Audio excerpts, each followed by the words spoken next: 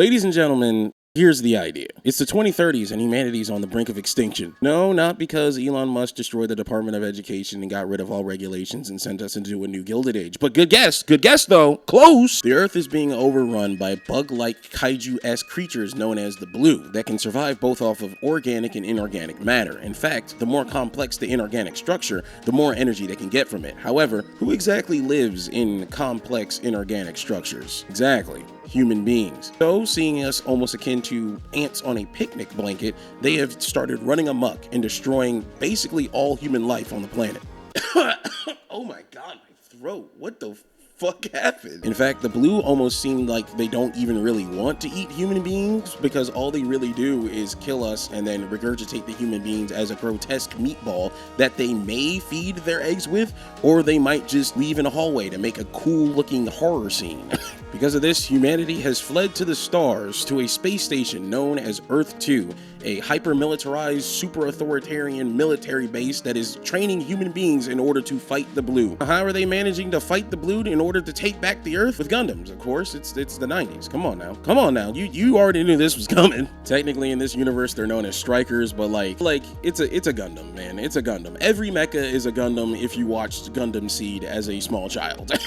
However, the Blue are constantly evolving, which is making it even harder for humanity to deal with them day in and day out. So they come up with another plan. They realize in the time before the Blue, there was a group of people known as the Sleepers, who were people who had certain genetic conditions that couldn't be treated in the time frame that they were put to sleep. So they were put to sleep to hopefully have them treated in the future. Now the people of Earth 2 have realized, one man's genetic disability is another man's super weapon. So now they're trying to go down to Earth, get as many sleepers as they can, bring them back to Earth 2, and see if they can't use this genetic disease, quote unquote, in order to fight the Blue. That brings us to our boy Yuji Kaito, the hero of this story, and a man whose name is at least 40% of the dialogue in the fucking show. Yuji Kaito is a sleeper that woke up during a retrieval mission, and now he's been thrown into a nightmare world where he has to fucking deal with kaijus all the time, and he doesn't really know how to deal with that, and he pisses himself 2 seconds in. Don't worry, Yuji's immediately saved by Marlene, a striker pilot and soldier who is the one required to bring him back to Earth 2. Because he's awake, he basically now has to help Marlene and the team of Earth 2 soldiers get him back to Earth 2 to figure out what his actual role is in this conflict. While me and you and the Yuji crew are on the adventure back to Earth 2, Yuji begins to learn these Earth 2 niggas,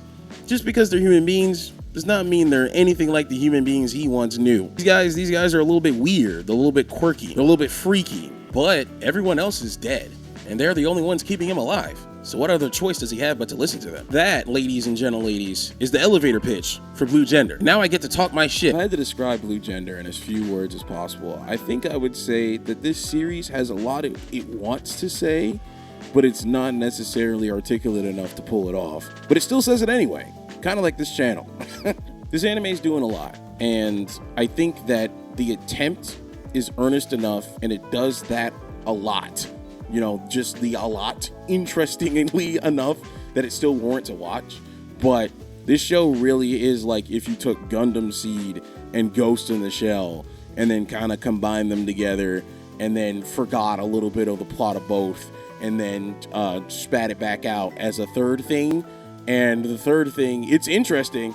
I'll tell you what, I enjoyed watching it, but it wasn't I don't know if the people were smart enough to pull that shit off perfectly, because there are some points where it's just like, what are we even talking about? And the final episode of this series is pure cinema. I really enjoyed that final episode a lot, so I'd still probably recommend this, just with a huge asterisk, and we'll get into as to why. Why am I stuttering so much? God damn, nigga, speak.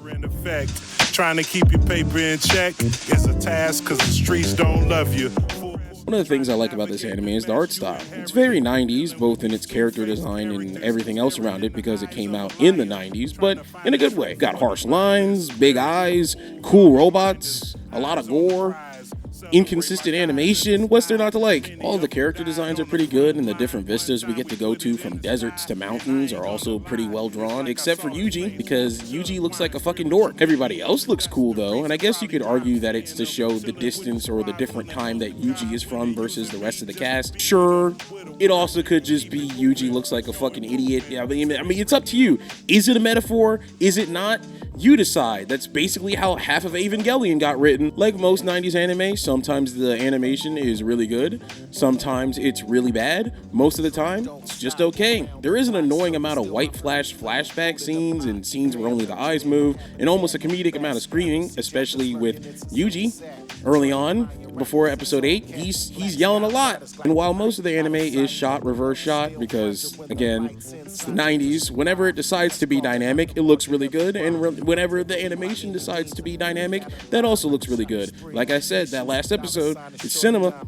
It's cinema, but most of the action scenes in general are decent. They don't hold back on the gore at all or the body horror, which I appreciate. The soundtrack for this anime also goes incredibly stupid. Like, it's a mixture of like orchestral, like funk, EDM with like the weird voices in the background. Man, this shit is top notch. I actually still have it in my playlist. It's good. I would honestly say that the strongest aspect of this show's plot is the dynamics between the characters, because while they're campy, they actually are pretty realistic, and they do tend to have pretty cool conversations, especially between Yuji and Marlene. You can almost directly see the effects that these conversations and, you know, just being around each other for months on end is having on both characters. They're very fluid. Like, a good example of one of the conversations in this series is one that Marlene and Yuji have about sex. And Yuji's, you know, he's 1996 Japanese boy. He's like, you have sex with people you like, and that's it. And the people you love, that's the only people you have sex with. And then Marlene's like,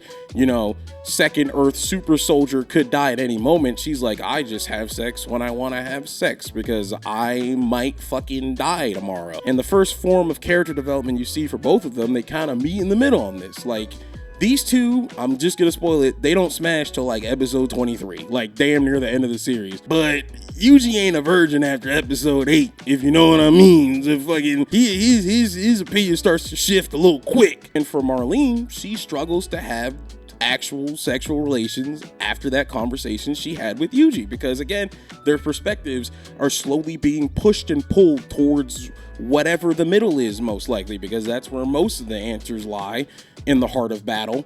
That's just one of the examples of how their perspective shifted as the series went along. I like the character development in this. Now, there is this period in Yuji's development where for some episodes it seems like he's just hard resetting back to episode 1 Yuji. I don't know why they were doing this, but it kind of fixes itself by episode 11. These conversations between Marlene and Yuji, or Marlene and Yuji and all the other side characters that get introduced, are where the anime introduces the themes that it's trying to talk about. This is the point. This is the point when the animator is trying to do a lot. Blue Gender covers your basic, you know, Gundam-esque themes. Ooh, what does it mean to be human? Ooh, what is the cycle of violence? Ooh, what does it mean to fight for humanity versus fighting for the earth? Ooh, what is it like to grow up in a hyper-authoritarian militaristic government? Ooh. But Blue Gender uses these themes as a launch point to explore the more intimate sides of human behavior as well. For example, one of the main things it's asking is the difference between lust versus romance. Because Second Earth is like this super hyper military authoritarian place, a counterculture develops where basically everyone's in a giant polycule and popping LSD all the time. And I think that the coolest comparison, or at least the most unique and interesting comparison the series does because of that, is it directly compares sexual stimulation and gratification to the same stimulation and gratification that a human would get from military radicalization and violence. In fact, that whole idea culminates in a scene where Yuji is training to do something violent, but he's training it to the tempo of another two characters having sex in the background, and the music's going crazy, and Yuji's doing all this violent training, people just getting back shots at the same time. It's sick. It's kind of fucking sick. There's also a shit ton of human experimentation going on Second Earth. Again, further pushing us into this super hyper authoritarian holy war spitting ass hellscape that Second Earth is, which is again why that whole counterculture of LSD, let's go have sex in the engine room with everybody else in this giant fucking polycule it came into existence. It's the response to that bullshit. Again, it's doing a lot. This anime is doing a lot, and it's not always hidden, but when it is hidden, it's pretty fucking interesting. I really enjoy the fact that the mechas move with a very discernible weight. Each one also has a different use, and some of them have to be piloted by multiple people, which promotes actual teamwork in the squad. I like that. I like team cohesion. Also, because the mechas have a very discernible weight, when they get fucked, they get fucked. Like, if your mecha gets knocked over, you might be cooked. And because the blues are constantly evolving as the series goes on, so do the human striker models. They become more sleek, more agile, weapons get more and more serious. However, they still have that discernible weight, which I like. Also, I forgot to mention, but the sound effects and like the abilities and the certain evolving traits of the blue, cool as shit. I like all their designs. I like the way all the guns and weapons and mechs and attacks and special moves sound. It's, the show is more good than bad. It's more good than bad. I'll tell you that much. But there is one glaring issue with this show. And oh my god, it is present until the very fucking end. And that, ladies and gentlemen, is the fucking pacing. Holy shit, the pacing of this show is fucking terrible. You might be thinking, oh, it's TikTok brain rot. Oh, this is just how all 90s animes are. No, dude. No, this is something else. Yu Yu Hakusho is one of my favorite animes of all time. That bitch dropped in 96. Okay?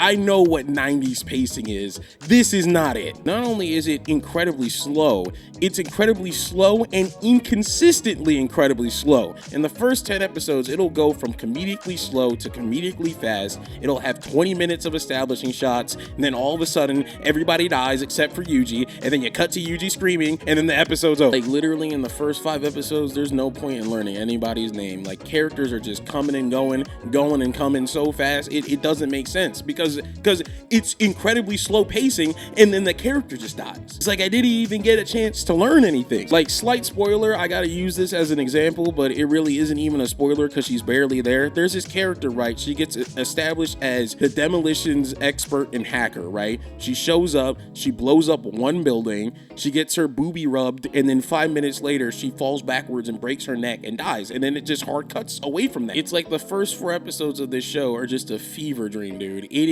is ridiculous. I'm telling you right now, you can watch this entire series on 1.5 speed and it'll have the pacing of a normal show. Why do I know this? Because that's exactly how I watched this fucking show. The worst case, like the worst example though, I'm not gonna lie, is in episode 10. It gets a little bit better after that, but in episode 10, they literally spend 6 minutes bickering about how to kill a bug.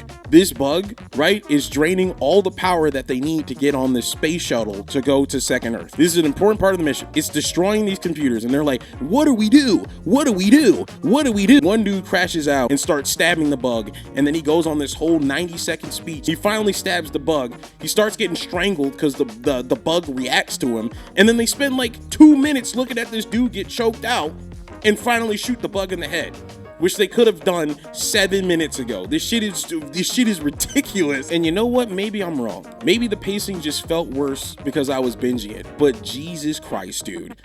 If you're gonna watch this, watch it on 1.5 speed. You have to at least watch 1 episode normally paced just for the experience. But like, this shit, this shit was goofy. Like, if you follow me on BLUESKY, you already know what I was going through while watching this. This shit was, it was mind-bogglingly played.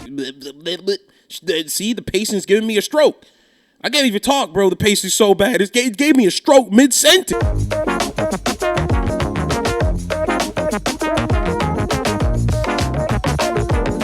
In all honesty, that's the only major problem with this show. The rest of it is either great or serviceable, which what more do you want from like a 90s anime? Like that's basically all of them. I mean, shit, this anime, like I said before, reminds me of this channel. It doesn't know what's going on.